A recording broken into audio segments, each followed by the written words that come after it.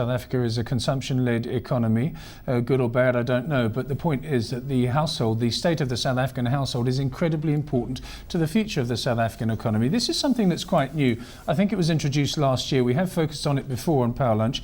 Momentum, in collaboration with UNISA, presents the South African Household Wealth Index. We're going to focus on the fourth quarter 2012 Wealth Index now with Bernardine de Klerk, the head of Personal Finance Research Unit at the UNISA Bureau of Market Research. Bernardine, thanks very much for joining us today on Power Lunch. You say here that the information about the financial situation of households in South Africa is mostly expressed in terms of their income, poverty and the impact of price pressures. However, this is a very narrow view, you say, as it only focuses on household income and expenditure. I think it should be expanded to all sorts of other different measures, but nonetheless, this is your wealth index. How have we done in the fourth quarter? When you look at the fourth quarter, if you just look on the quarter perspective, households' wealth actually increased. So it is broader than just income. It takes cognizance of the wealth increase on the assets levels as well. But if you compare it back to 5 years or even 20 years, it's not, households' wealth didn't do that well.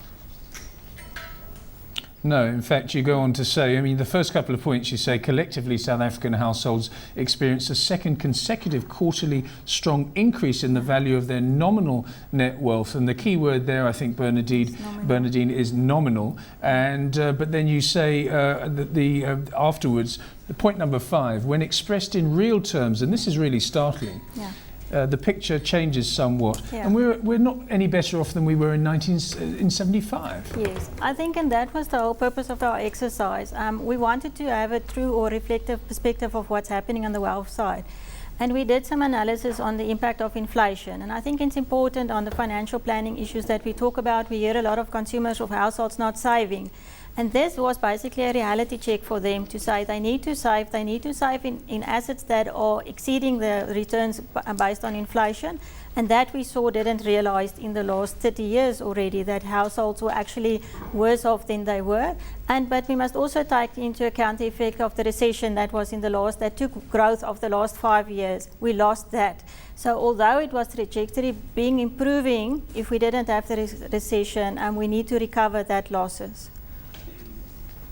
Okay, so you're blaming it on the recession to a certain extent. I mean, I don't know what models you've done, but if you took out the effects of the recession, which started probably 2008 and went on to 2010, 2011, would we still be as badly off as the report suggests, i.e., maybe not 1975, but certainly many years back? We would not have been that bad. I don't say we're in a good position. And you can also see with the numbers, up to 94, we were on a downward spiral.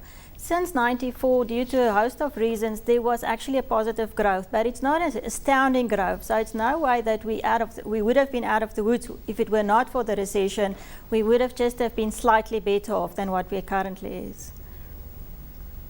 Looking at the households that you survey, what is the mix? Can you give us an idea of the sample group that you actually take this data from?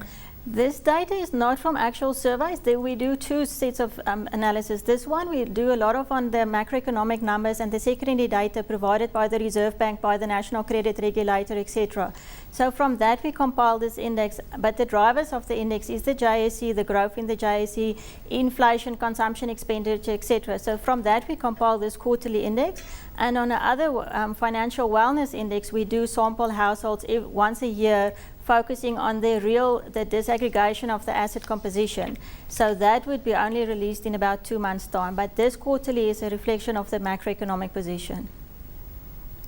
You must explain to me the role of the JSE in these figures, because point number 4 in your summary, it says the main source of the increase in the value of South African household assets was the strong performance of financial assets, which constituted 72% of the value of total nominal assets, etc., and driven by the performance of share prices. Yes. Now, obviously, a lot of people who are lucky enough to be in work have pension funds which are obviously pushed around by the movements of the JSE, but most people don't have individual shares in South Africa. So how do you base the people's wealth and the household's health on the JSE?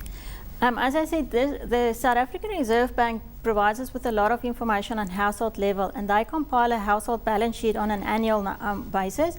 And we took that as a point of departure, and then we did a lot of regression with a host of variables available. And what we could compile our own index based, if we look at asset composition at the household, the JSE, as I said, and some other drivers. So giving that, I take your point that a lot of households are not invested in the share market per se.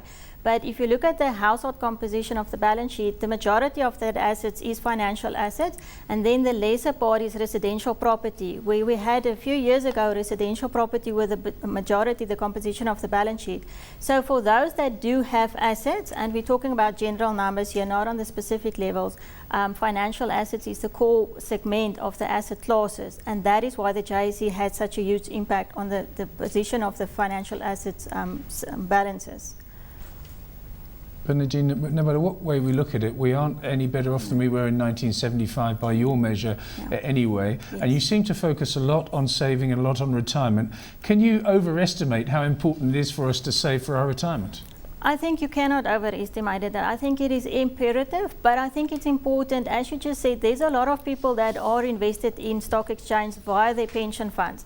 But what the reality is, what we need to understand is South Africa is such a diverse population. So we've got a huge section of the population earning less than 150,000 a year. So for them to save, how would they do that? So the dependency on social grants will remain, but we need to get a mechanism that can transfer skills and that people can become self-sustainable and reduce the dependency on grants. That's the one segment of the population. Then you've got your higher income groups that can save but do not save. So for them, this was part of the reality check to say, if you haven't started saving, start now, and their time is in your essence, that the longer you save, hopefully the better your position would be in the long term. But we consume a lot, as you said with the intro, that we are a consumption-driven economy.